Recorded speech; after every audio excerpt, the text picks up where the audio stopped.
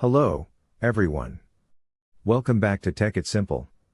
In this tutorial video, I'm going to guide you on how to create a shared Google Drive.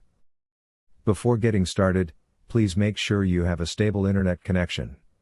First, go to the Google Drive application.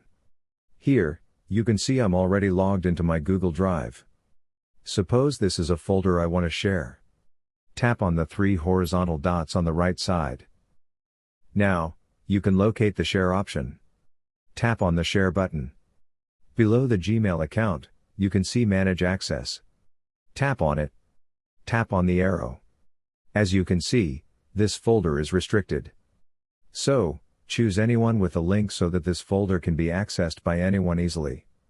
Again, tap on the arrow. Here, you can see three options: Viewer, Commenter, and Editor. Choosing Editor can allow anyone to edit that particular folder. Enter the Gmail account that you want to share the folder with and tap on Send button. And this is how you can easily create a shared Google Drive. If you found this tutorial video easy and helpful, don't forget to like, share, and subscribe to our channel. Also, press the notification bell so you won't be missing any updates from us. Meet you in the next video. Till then, stay tuned.